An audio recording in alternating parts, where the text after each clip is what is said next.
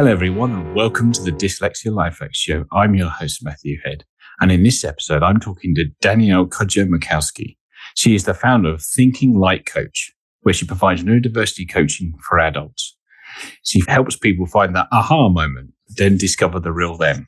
She also works at GSK as an Associate Director, Project Manager for Vaccine, and is a co-founder and lead of the Neurodiversity Network, also at GSK. As always, I'll put links to things we talk about in the show notes, which are available at dyslexialifehacks.com/podcast. Welcome to the show, Danielle. Welcome. Thank you for having me. No problem at all. I was having a skirmish through your LinkedIn profile while prepping for this and saw you recently won an award for the Diversity Rising Star within GSK, I think it is. No, Disability Conference Network even. How was that? So I was, Disability Conference Network is an employee resource group within GSK. Right. And I've worked and supported those for quite many years and worked with some of the guys that lead that ERG. And then I, as you said in the intro, co-founded and lead the Neurodiversity Network at GSK. And then I got the award for Rising Star. So that kind of sits together as they both kind of sit in the same bracket. So yeah, it was, it's been an amazing opportunity, and it was a new kind of like incentive within GSK to be recognised for all the kind of hard work that some of us do voluntarily to support these kind of really important topics. So Yes. We will circle back to GSK later, if you don't mind, in terms of how they support neurodiversity, because that's really interesting, because they're not exactly the smallest company, are they? They're definitely one of the biggest players. But what I wanted to go is back to the beginning, really. And at what point in your life did you realise you were actually dyslexic? Oh, it's an interesting story. So it actually started at the age of 4 or 5. My mum went to my primary school. Okay. In the 80s and said, daughter's dyslexic. And they turned around and said, no, she's not. She writes with her left hand. She's got some mirror image, something, or the other syndrome. And that was it. Okay. My mum was very quite open in regards to sharing things with me. And so she shared it with me, and I got tutors, etc. And then you fast forward to my final year of university, and I panicked like probably most people panicked, and you probably didn't get any support through the education system that I have to do at the end of my degree dissertation, which includes words. Mm-hmm. Back in the 90s, if you did science, they weren't too fussed in kind of like secondary school, like high school, in grammar. When you hit university and everything's got red pen, and you realise that grammar actually is important in science, and you can't get out of it. So I first opted for a lab dissertation because I thought it'd be less writing, and then I realised I had to write something. so I didn't get completely out of it. I spent majority of the initial part of it doing the lab work, and then I overheard actually some senior students at the university, that I went to, and they talked about, I think one of them was dyslexic. No, dyslexic, and I hadn't done anything about it. I was just trying to study as hard as I could to get through uni. And then I contacted the disability department. They took some work there. They looked at it and said, I think you should get an assessment. Got an assessment. And for those who are listening who haven't gone through that process or not aware of assessment, it takes about like 2 to 3 hours, up to half a day. They do all sorts of things, all sorts of questions, which you've probably been through in a previous podcast already. And then usually you wait 2 weeks for this full report that comes in that for a dyslexic person, half the time you can't read it, but is there to help you get support. And obviously from an educational perspective, in further education, it will give you extra support. Yeah. Went through the assessment and literally was told the caveat, 2 weeks, you'll get your report, great. Was heading to the door. And I remember going for the door, literally going for the front door, going to turn the handle, and the assessor, the guy who was really lovely, he literally tapped me on my shoulder and he goes, I just can't let you leave and wait 2 weeks. And maybe some of it, I was like nearing my exams and putting my dissertation in. Mm. He was like, you're severely dyslexic. You're even mildly, you're severely dyslexic. Kind of surprised how it wasn't picked up in education. You've got quite a high IQ, so your masking has been so you're high functioning. And I need to let you know. And so with that, I was able to get one tutor session and a computer and some like coloration assessments. And then I ended up putting my dissertation in and doing my exam and extra time my exams, which was really useful. Okay, yeah. And then I graduated. So I didn't get the full support throughout my education. And then I was thrown into the world of work.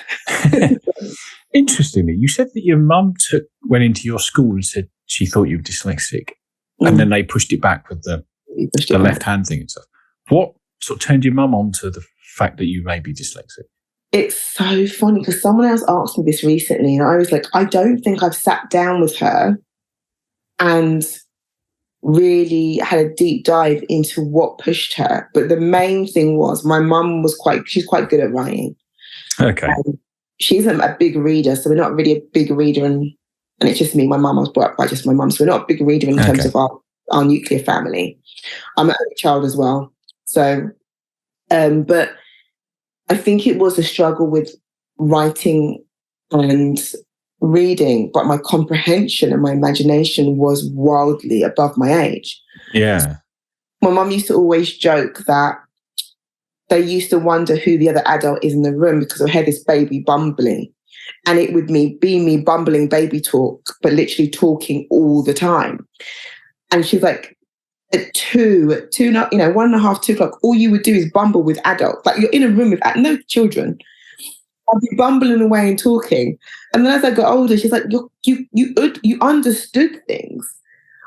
She just couldn't find the link between you having that comprehension and obviously other areas you are, achieving. And then this one part, we talk about, like I'll read a story and I understand the story, but not read any of the words. She's like, I just don't get it. So I think back then before, in the case of any young people on the call or listening to this podcast, before we had the internet, we had the library. Yeah, I remember. And she went and did her due diligence and we went to Sunday library every Sunday, even though we weren't big readers. She used to encourage me to read. I had an English tutor. And when she sat down with me, she goes, there's nothing wrong with Danielle. Her reading and everything is fine. They couldn't really figure it out. And, but I was adamant. And I remember having this book of all this kind of photocopied kind of education and psychology papers or documents that she'd obviously read around dyslexia that she kind of had in her material to present a case. And obviously this is before we had the neurodiversity word being coined. So back then it just, other things came into part. Yeah.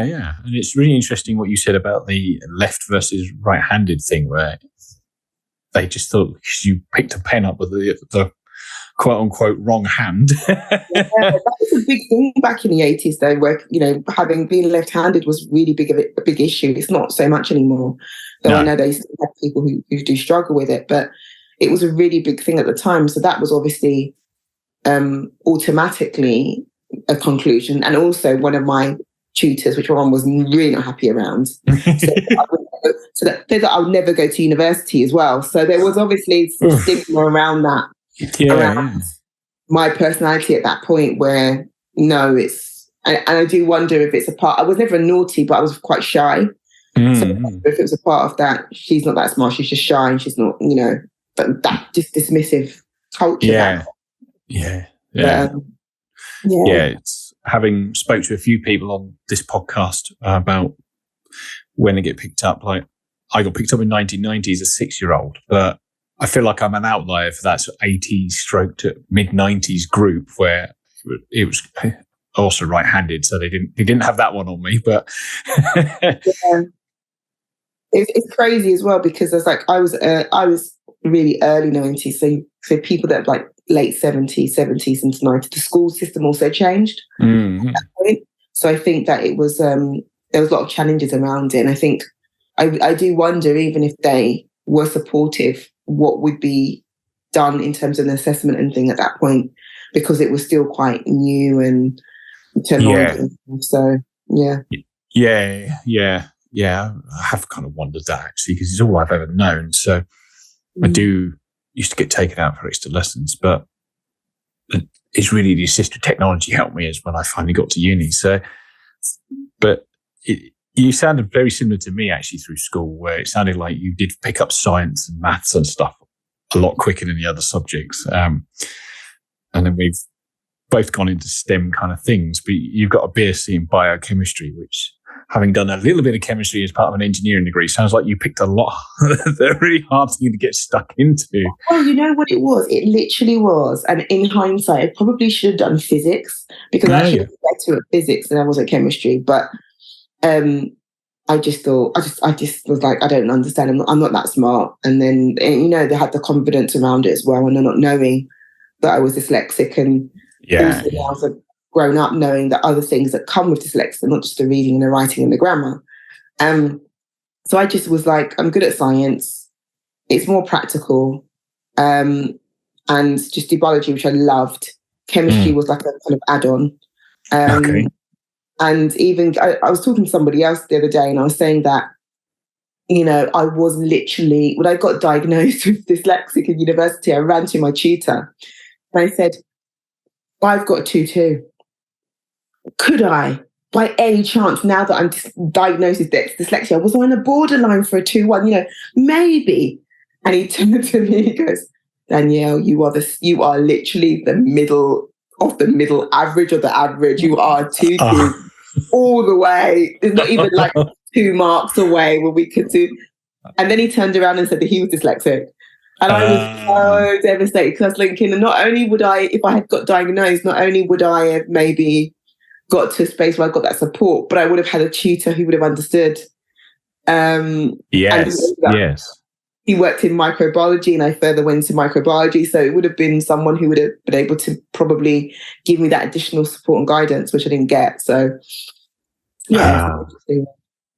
Yes. So you graduated with a 2-2 in the end. I graduated with a 2-2, and even going to university was difficult, because I actually failed my chemistry A-level. Oh, okay. That seems... Yeah, so I actually failed my chemistry A-level, but they were introducing this thing called BTECs. Yes, I got one of them. Yeah, so I went into university there, and then I was given a condition that I had to, completely smash the first year, which I did, and then I was able to stay. So that's how I managed to scrape it in. And then I stopped, because I refused to do a master's or anything else, because I just thought it was just too much stress doing a degree. Fair enough. And then I graduated with my 2-2, and this knowledge of dyslexia that I didn't tell the world when I went to work. So you got the support in the final year of uni, but probably a little bit too late to really take advantage of it. Mm-hmm. Now, you've just alluded to, you got out into the world of work. Did you pick up a graduate scheme at that point? No. So I was very lucky. I kind of specialised in microbiology. Mm-hmm. So I actually managed to work for Yoplait Dairy Crest. There was actually a factory in my local town. Oh, nice. I worked in a micro lab there. And I used to manage, again, it's this thing where with your personality comes out. Mm-hmm. So my CVs and cover letters, I don't think were always the best, but when I got to an interview, I was always able to articulate and talk myself through interview questions and things like that with quite ease. This is the 1.5-year-old Danielle whose babblings talents come out. And so I got a job in the lab. Then I left there because I wanted to do further. I wanted to do more academics, and they wouldn't allow me. So I did that. I worked in a school for a bit as a science technician, just to try out the public sector and have the flexibility. And then that didn't work out long term. It was kind of like an interim thing, and I managed to get a contract, work as a contractor for GSK initially. Oh, okay. Yeah, so I worked in one site in Crawley. And then I moved into Hertfordshire, where I spent most of my career as a microbiologist. And And then within probably a few years, I got a permanent opportunity to go for a permanent position and got that position and became a permanent member of staff. Okay. Yeah, so that's how I've worked my way through. Now, you obviously got the laptop and all that kind of stuff from university. Mm. And you alluded to pretending you weren't dyslexic out in the world of work. Now, how did you find that in the early days? Because imagine it's quite new to you at that point. We didn't even have laptops. We had desktops. So there wasn't even a computer to take home. There was spell check was this thing that just came up with red. And it was really challenging because when I worked in the food industry, the short stints I worked in the food industry, actually there wasn't even computers. So we did everything handwriting. Oh. So everything was written by hand. I was very paranoid about my handwriting. And the manager had a laptop. Not that laptop, a desktop. And so that was probably really kind of like interesting. So I talk to people who's older than me. They say, I remember handwriting. I said, so do I. They don't believe me, but it really was. No electronics. Yeah. And then when I moved to work in the school, again, it was all practical work. So again, it was really much handwriting and stuff to do. Mm-hmm. I moved to GSK because of the nature of the work that I was doing when I was contracting. Actually, when you're doing a part of microbiology, you're at the systems, working on the equipment. They were actually still doing paper copies, so you're still writing. So there was no spell check. It was literally with a piece of paper trying to write out these Latin bacteria names to try and make sure I was writing them correctly. Yeah. Everything was done by hand. Then it was scanned. Then it was attached to an electronic experiment made in a system, and that could be audited. So it wasn't something I could get away with lightheartedly. And for those who work in STEM and work under GMP, which is good manufacturing practices, if you made a mistake, you had to cross it out and then put the date and signature and write it again. So you can imagine I've got a small box and I've written it wrong several times, and then you see my signature and date all within this small box. Sometimes I'd have to kind of like, depending on the quality and data compliance, start again. So it was really interesting. It was interesting, but the biggest moment was when I was a contractor and I worked at GSK, and we had to write. Microbiology was a part of quality control. It always has been. So, if you have an issue from that perspective, from a manufacturing site or any sort of manufacturing area, you need to make sure that you're compliant from a microbiology perspective. And the documents we used to write used to go to audits. So we talk about, I think everybody knows about MHRA now because of COVID and FDA. So those documents would go to those, and we would have to make quarterly reports. Yeah. That's how I got found out. So I did my quarterly reports. I didn't get it proof checked. I just dealt with whatever grammar check that was on Word at the time that obviously we now know is not, sensitive as it is today. Yeah. Gave it in. My manager pulled me into my office and said, I think you're dyslexic. And you're like, and I turned around and said, I am. And I think back then, again, you're talking about the early 2000s. Still back then, I think it was still kind of this closeted response of you don't mention it when you're going into employment. Yes. So at that point, I didn't even mention it until I got got my permanent job, and then I got reassessed again, just to show that I was dyslexic. Okay. And then to submit that. So that's my second assessment, and submitted that to GSK just to have that transparency.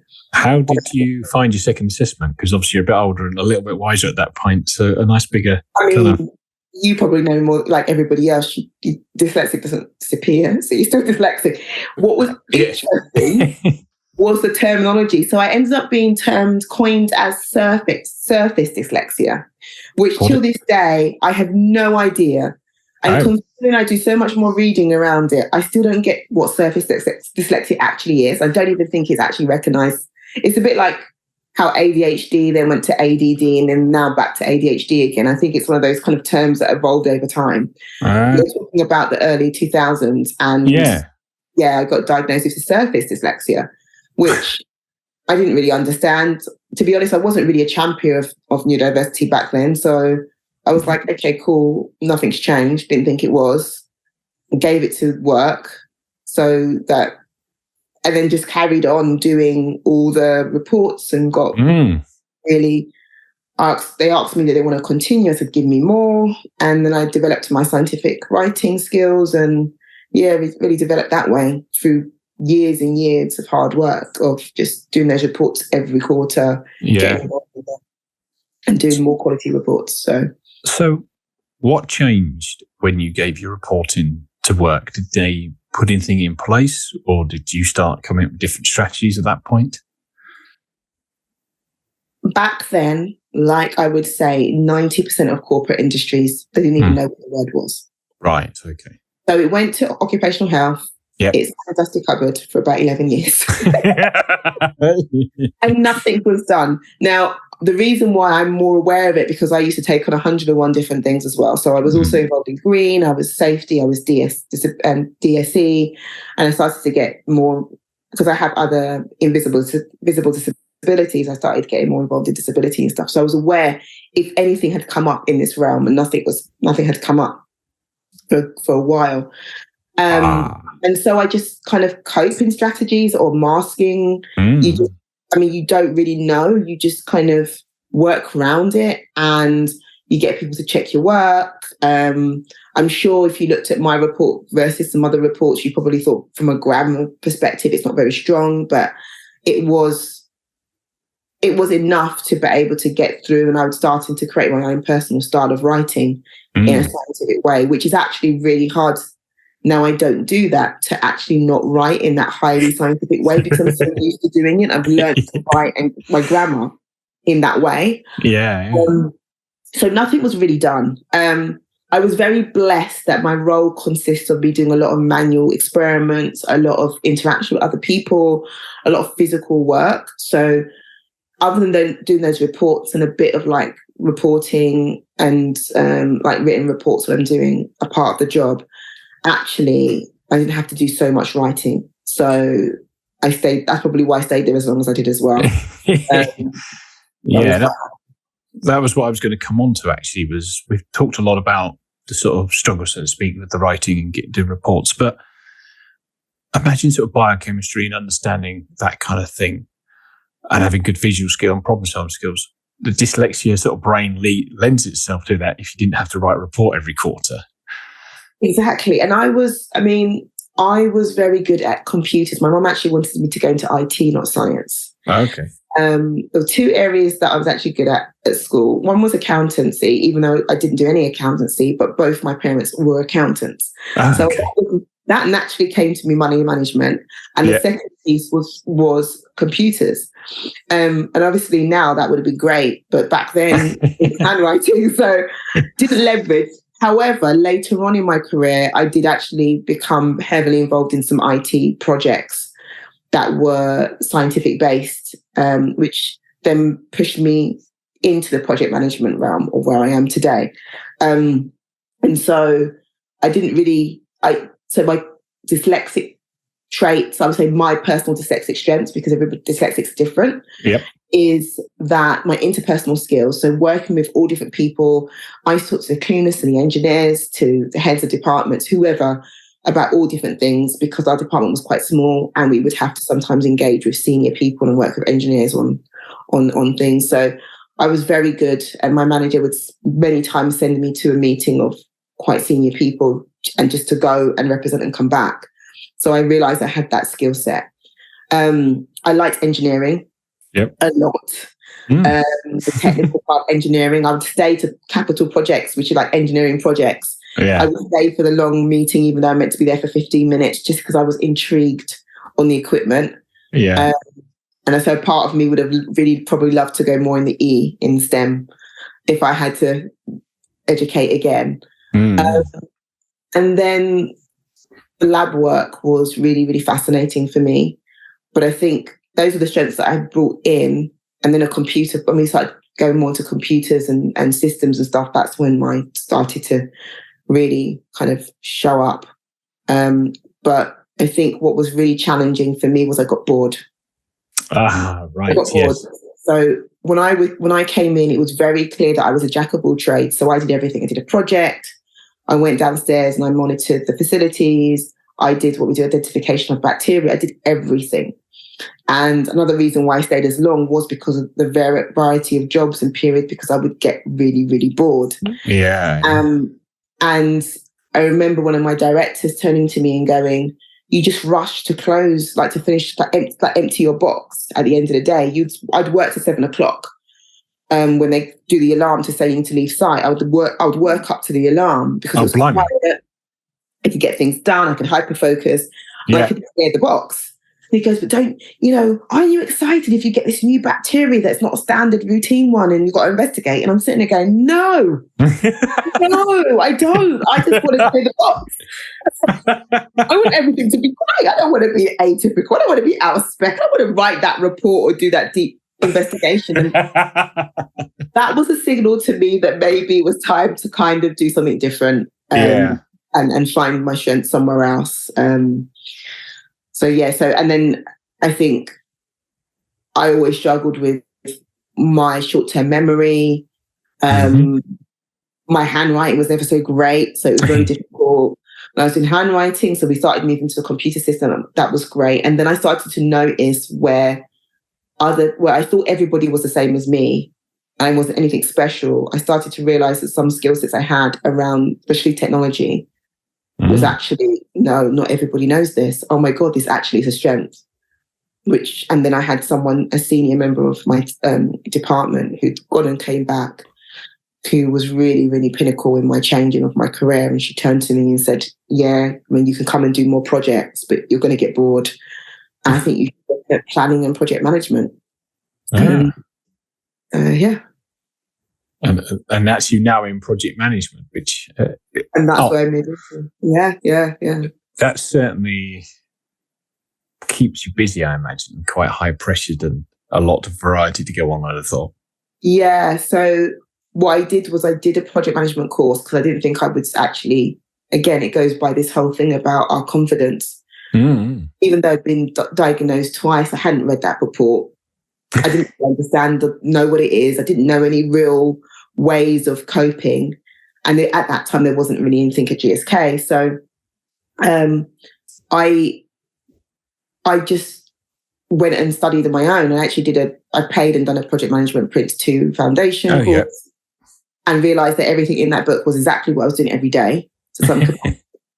And I was really relieved that I passed that. And I went to my manager and told him. He was completely blown over that I'd done this course and paid for it and achieved it all while working full time. And that skill set helped me get into the computer project and then over to the drug product side where you have to do a bit more project management. I still didn't really believe that I was really a project manager. And then I decided to move into pipeline project management department, which I work in now. Initially as like more project support and training. That's where I got a lot of my training background, which helps me now with business I do. And really people orientated and supporting and getting more in-depth knowledge on project management. And then there we were able to do our PMP, which was another type of project management certification for those listening in, which was very complicated, not very complicated, but very specific in terminology. Past that, and then I had people in that department saying, "You can do this." So I applied, and it was just in the middle of COVID. I had just been off not well for a while and had just come back from work, wanting to do something different. And I always said to myself, if I'm not adding value to a business, it's time to move on. And that's what happened in micro. And then this happened in this role. And then I applied for a job and it just happened to be vaccines. Oh. Yeah, in the midst of COVID. And timing is everything. Yeah. And my team is based in Italy. So my manager was based in Italy, and I was the only one at the time. I was the only one in my department that was based, that was covering vaccines, other than my head of department in the UK. All of that newness, new way of working. If anybody's worked with anybody from Italy, they're very close-knit, family orientated. They work together, family together. Yeah. And I basically had to understand that way of working with people in Europe. I'd worked with the US and China and Japan, but not really Europe. So it was a different mentality. And that's when I also found out that my people skills were not everybody had them. But it does get really intense. And on top of that, throughout my career, I've done other things. So I've always done some sort of safety role. I also used to do some sort of activity outside of work. So I used to do photography. Oh, yeah. There was one point throughout my career in microbiology where I actually had 2 jobs. Like you do. Technically, they were both technically classified as full-time, but they were different hours. So I would leave, I would go to my full-time job at GSK, go down to the fish and chip shop, get a fish and chips, eat it on the drive, which is really bad. If whoever does driving, naughty Danielle, but eating in the car on the way to work. All the grease over the steering wheel of the car. Grease over the steering wheel. I would course that, so it was fine. And then to go to a call centre that I would do from 10 till midnight, then to get home. And that was 4 days a week. And then on the midweek, on the Wednesday, I did the photography course. And then on the weekend, I might do a full day. So I was actually doing like 4 hours. So did sleep come into this at any point in time? I love sleep. I love to sleep. And it did come in at some point. But this is where my accountant mindset came in. I was very adamant to get into the property ladder. So I was doing it to do that. You were hustling, right. And it was 2 different sectors. So that probably also kept me interesting and kept me kind of focused in some respects. So on that kind of juggling 2 jobs to save up a house deposit thing, now you must have been exhausted. Now, if I'm tired, I quote unquote become a little bit more dyslexic because it's just harder to process stuff, to write stuff down, whatever. And I've not had to work till the small hours of the morning and then get back up and go into an office the next day. Now, how did you find all that? I did it for around, how long? I think I did it for about 7 months. And then I burnt out. It was my first burnout. Yes, I can imagine. I was in my early to mid 20s. Oh, yeah. Had sacrificed my social life to do this. And I was just living on young energy at that point, I think. Yeah. But that's when and again, because didn't read my reports, didn't understand, didn't really think there was going to be an issue. I mean, I knew people. I'd always remember, you'd go and listen to those TV shows of these people that do 3 or 4 jobs to get to meet ends meet. And I was like, well, if they can do it to get where they want to do and, just to survive, and I'm privileged to be able to do this, then surely I can do this. I can keep this going. And I wasn't able to, and I burnt out. And I gave in, obviously, the phone job. I didn't go further with my photography and just focused on my full job. So I just, it was a challenging process. That's when I first realised about my brain capacity and brain energy. Yes, definitely. And I'd have thought burning yourself out in your early to mid 20s is not a good place to be, is it? No. But it was a lesson to learn. Though I did end up repeating it slightly again, not in terms of jobs and activities, but again, not realising how to balance my energy. It probably over the last, probably my 30s now, that I'm realising that I can't afford to to do that. I've got other health things going on as well. So I'm very mindful about my energy, physically and mentally. Yes, interesting. You mentioned brain energy in respect to dyslexia. Can you just expand a bit more how you try to manage that and what does that mean to you? It's so, for me, I'm still trying to figure it out, because there are times, and I say to my mum, I never know what Danielle, when it comes to brain energy and functionality, is going to wake up in the morning sometimes. Like, obviously, there's things like eating well, exercising and movement, sleeping. But if those are all consistent, I can get up in the morning, articulate myself perfectly. And I could, my mum gave me her references for her, like, to do the reviews for her, for the people that she used to manage. Because she'd be like, oh, you could write it so well. And I'm like, Mum, I'm dyslexic. What do you mean? And there'll be other days where I'm literally like, it's a fog. Yeah. I can't read an email. I can't articulate myself. I just can't manage what last week was completely easy to do. And I am very blessed that within all the work I've done, and especially at GSK, I have been able to have some autonomy around what activities I do on what day. Yes. So that's helped me. So I know, for example, when I used to be actively doing stuff, I'd actively do stuff in the afternoon, because I know that if not, I would crash. And that wasn't lunch, just because my brain is a siesta brain. It's a European brain. It needs to snooze between 12 and 2, and then I can do till 9 o'clock at night. Okay. So that's why I used to always stay to 7 o'clock at night. And even in project management, I was quite happy to support. I was more happy to support US than I was China and Japan. Because of the hours of how my brain works. So I was able to, without really going into detail, have some autonomy around that, which really helps in terms of brain energy. Interesting. It's really interesting catching yourself at the right point of day, isn't it? For when you can do stuff. And I sort of, to a point, try and plan my day where I'm going to be in go mode and not so go mode. But for me, every day varies as well. Yeah. Because I suffer from fatigue. And I have the brain fog. So I'm really very adamant about not pushing myself to do something. And what I found is sometimes what I do is I just get the idea down on paper. And then the next day, or the next 2 days, that's the day I proofread and check everything and do all my reviews, because I just know that it'll be too much.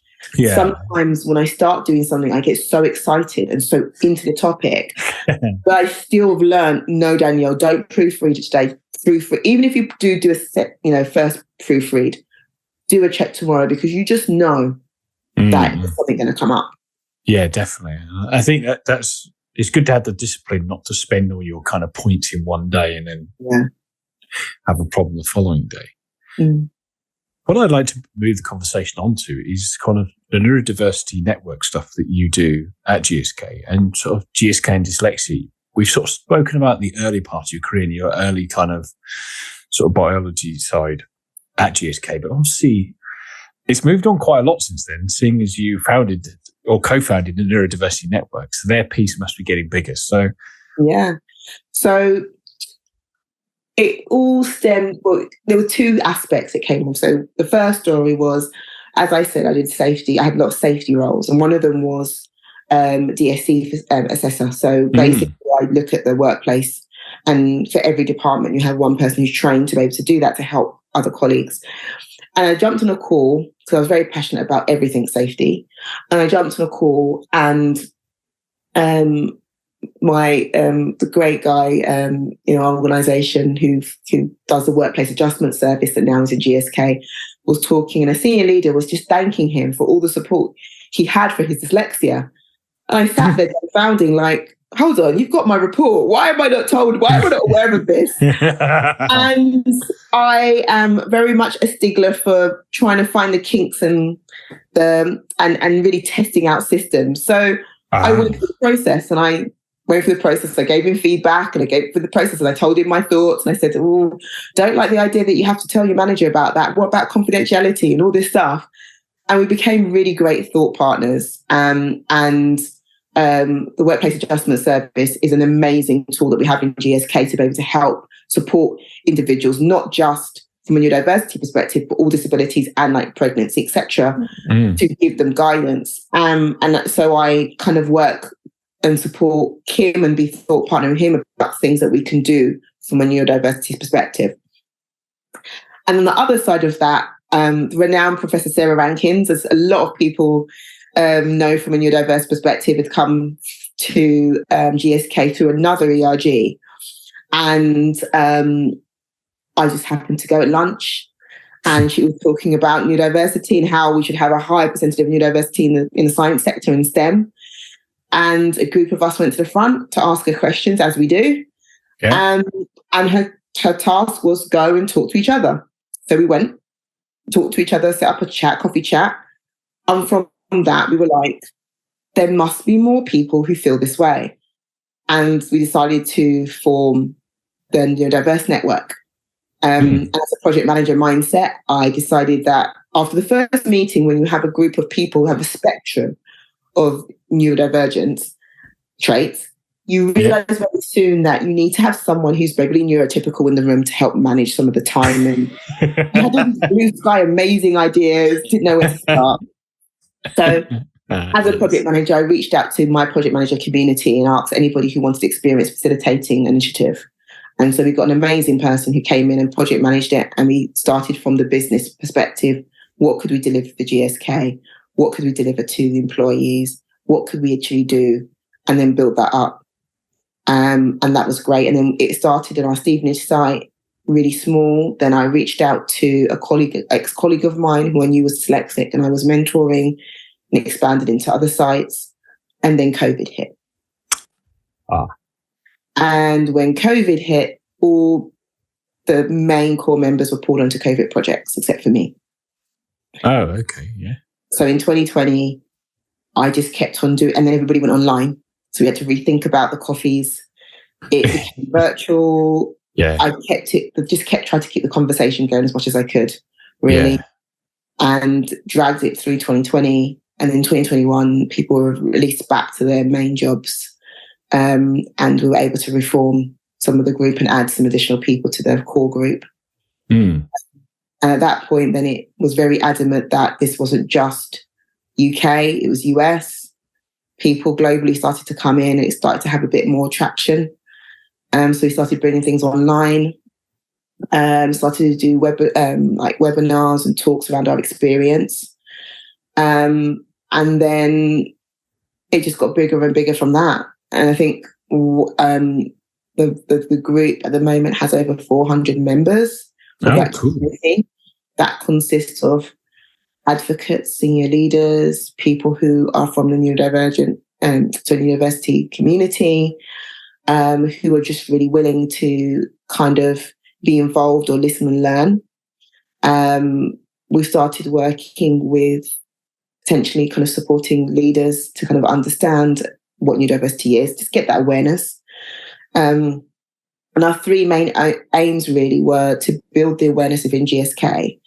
So GSK actually understood the value, to bring the awareness to the teams and people, because it's all about collaboration in science. Everybody knows if we want to be innovative, if you want to be the best, if you want to make change, you have to collaborate.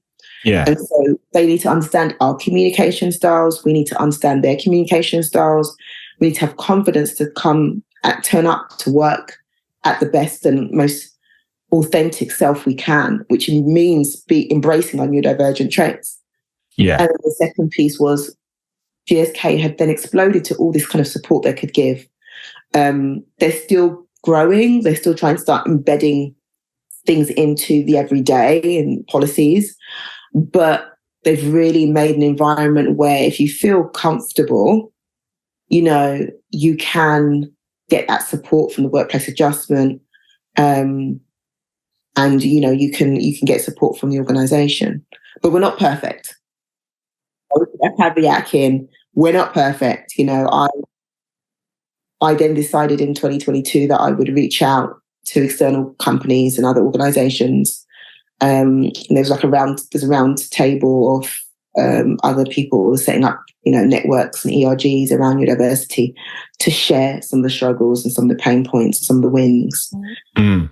So we started to reach out externally now to kind of understand that, so we can learn how to do better in terms of implementing it within GSK. But it's come a long way from you having to get pulled up on reports to leading a whole network of it now and getting GSK to grow their neurodiversity kind of support. I've had a really good team of people who are really passionate, and it's really interesting because we had, when COVID hit, I had to kind of lead it. And then when it came to 2021, I had to fall off a little bit because I went into my vaccine role. And one of my other core founders, he kicked in. Then he left GSK. And in 2022, another core founder kind of moved in. So though I was probably one of the main person leading it, because I had all the historical knowledge of some of the things I talked to around with Disability Confidence Network and some of the other ERGs and really bringing it up across my line. I actually had a lot of support, and the core team are brilliant. They're really, really good at kind of supporting each other and raising topics. And now we've expanded to having members of the core team that are based in the US and in Europe, to kind of help support and make sure we understand that piece, because it is complicated when you go to different countries in Europe from the laws. And we need to be able to understand what support GSK can give versus what is actually societally, unable to provide. So it's probably good if you're a new starter into GSK, you can then go plug yourself into this network and start getting the support you need. Because it can be, as a new starter, sometimes a little bit overwhelming that you're dyslexic or neurodiverse, and you're kind of like, well, where do I go? So having a slightly frictionless way of finding out is quite helpful, I can imagine. And we looked at a lot of other things. So one of the things I did look at is we have a fellowship within GSK as well. And we looked at, recruitment in that. So they asked me, can you have a look at that from a neurodiverse perspective, just to see if there was anything we could do. We actually found out that the process was actually not too bad. We've done a couple of tweaks, but to be consistent, it had to be a certain way. And I know now that they're really, really interested in looking at our recruitment processes and really embedding it in some of our policies. So because what you find when you start something new, that you end up becoming the expert.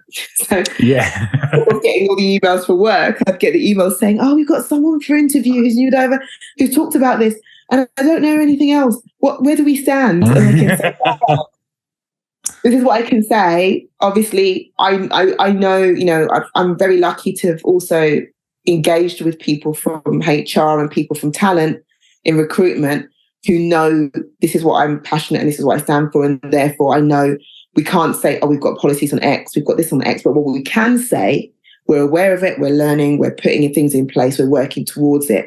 And I think if I was someone who was neurodivergent and I was like coming in, I was thinking, oh my God, this company at least knows the word and has put something in place. That would make me feel more at ease when there's a lot of companies who still don't even have awareness. So, Yes. Yeah, it is really, really good when you come into a new company and hey, they do know about this. So that is really helpful. So let's park your kind of, should we say, professional career to one side for a minute. You have the coaching business. Now, you've already said about burning out and juggling multiple jobs in your 20s. This sounds like you're working all day at GSK and then coming home and coaching. Now, how did that start? It came from GSK. So I was coaching people ad hocly.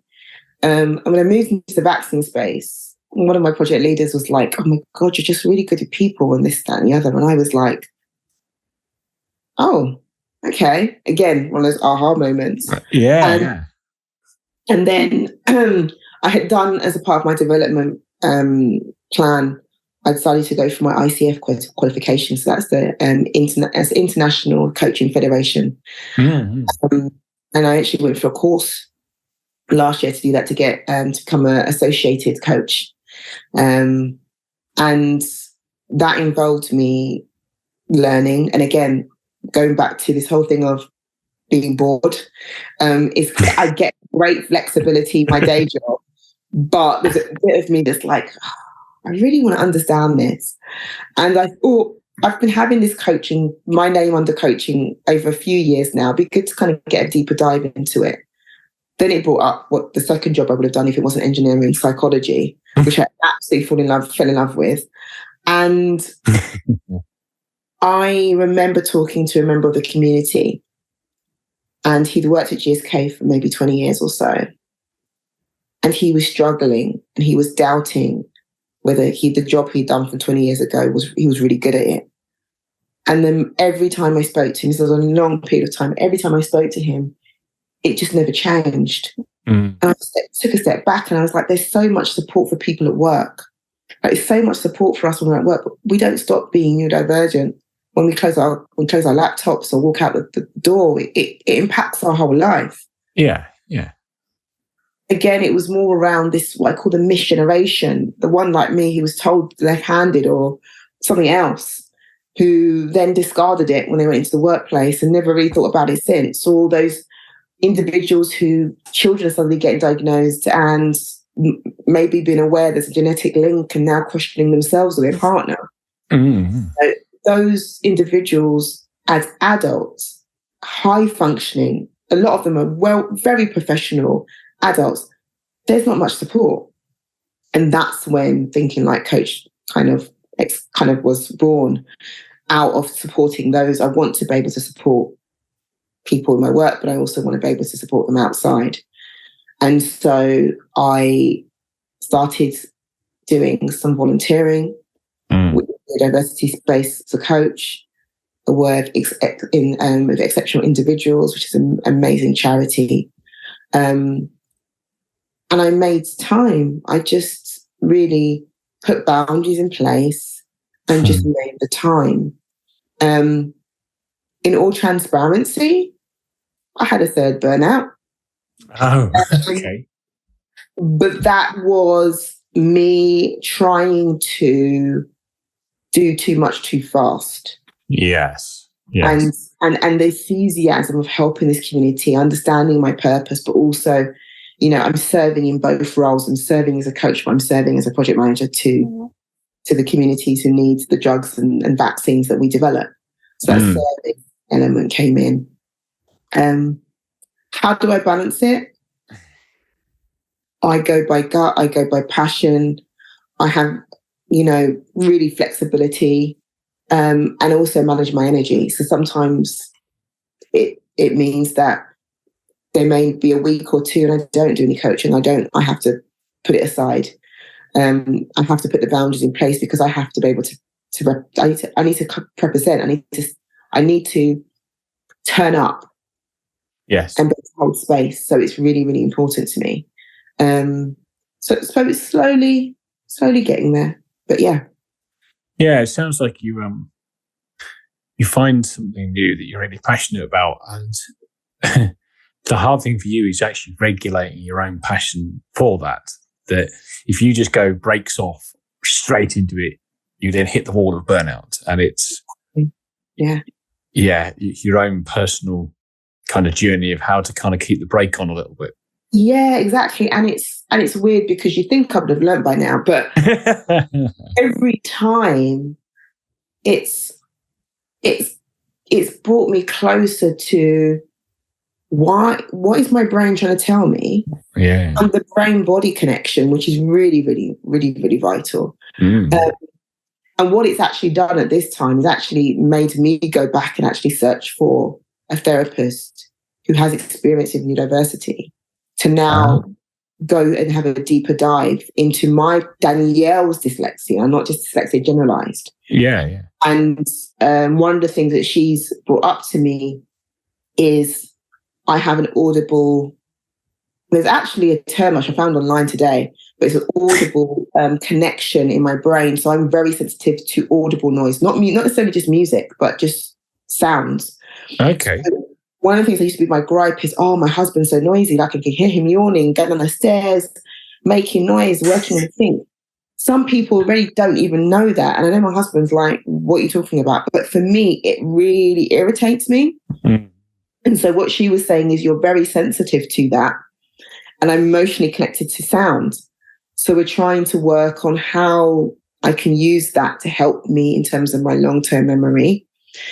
And I'm trying to do a deeper dive into these things that I've masked by not getting the support growing up, to find out, does that work for me? And how much energy you use to mask, as you know, can cause you to have brain fog. So now I'm starting to say, okay, how do I understand how much petrol's in the car? Yeah.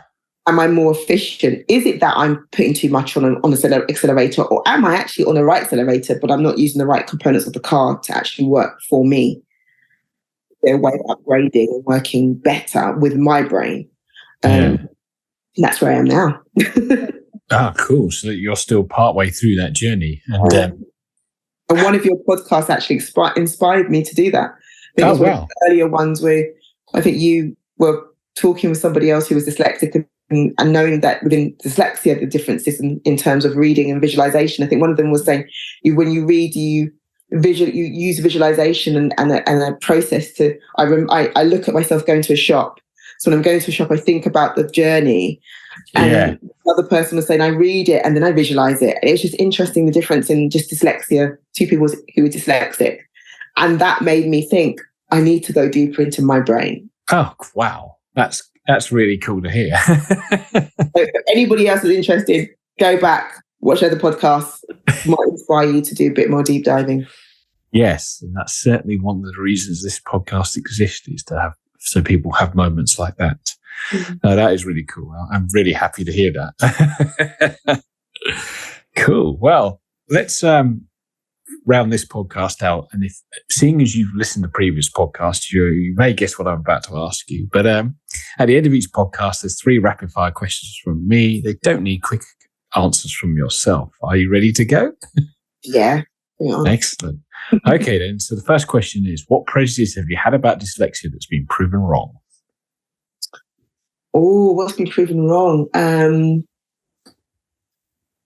That I can't write. Wow. I think I wouldn't write a book, but that's not me. I know some people who have, and I kudos to them. Yeah. But I can't be creative, and I can't write. I can't articulate myself in writing, or I can. When all the stars align in my brain, I really can. Yeah. So that's probably one of the things that I've been, It's interesting, isn't it? You write writing off as a thing, but actually on a good day, stuff can be pretty good. And as you say, I also know people who are dyslexic and write books, and it just blows my mind every time. Okay, so next question is, if an alien landed and you had to describe dyslexia to them, how would you do it? I would say that it is this group of people who think, learn and communicate differently than other people you're going to see on this planet. They bring amazing talents with them. They're all different shapes and sizes. And let's talk further around what other questions you have to say, you have to ask. I don't think I'd be able to have it in a short sentence.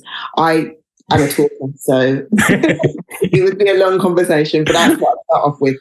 Yeah, not fitting on a billboard, but no, that's a cool answer and quite succinct. Okay then, and the final question for me in this rapid fire set, and seeing as this is called the Dyslexia Life Hacks Show, what is your favourite dyslexia life hack? Oh, my favourite life hack. I have to say it's a computer system. It's Grammarly. I think it's amazing. Oh my God. So both me and my husband uses it. And it is a life changer in terms of me just understanding grammar. So one of the things I realized with it is I'm actually learning and developing it. So even now I'll write a sentence and it'll say, there's nothing to check. And I'm like, great. Yeah. And it just means, and I can guarantee it's all because I've just learned that behavior over and over again. It's kind of like that teacher. Repetition, yeah. And the second bit of probably also technology is I really like Notion. So there's a system called Notion. It can be quite complex, and I have got a IT brain, so just might not really think that way, might be challenging, but it's just really good in it, being able to kind of like put a database together of tasks. That's how I run my outside of work. And and then you can assign dates, assign it, put schedules together. Really, really simple without having to rewrite them or, well, having to write them at all, but having to repeat them. And it just is a really good system. So highly recommend Notion. Okay, I will link to that in the show notes. Right. Before we sign off, is there anything else you'd like to add? I would just like to say thank you for the opportunity to talk on this. It's been an absolute pleasure to be able to share my story. And for those who have resonated with maybe trying to find, support outside of work when it comes to neurodiversity, trying to understand a strategy to maybe communicate or learn something new or understand their brain, by all means, please reach out for me for a chat and see if I can help you in terms of coaching. I also do workshops, so I speak, and I can also support if anybody from the organisation wants some clarity around it as well. So feel free to reach out to me. Okay, and where's the best avenue to reach out to you? You can reach out to me on LinkedIn. So I have Thinking Like Coach page, or you can come to my name, Danielle Cudjoe-Michalski, on Instagram, Thinking Like Coach, and you'll see my micro website, because I don't like writing too much, on there. My milkshake is on there with details and links to book a call with me. And if you want to, you can just send me a message on either of those platforms. Okay, cool. Well, thank you very much for taking the time to come on the show today. Thank you so much. And I want to thank everybody else for taking the time to listen. And I will talk to you in the next episode. Goodbye for now.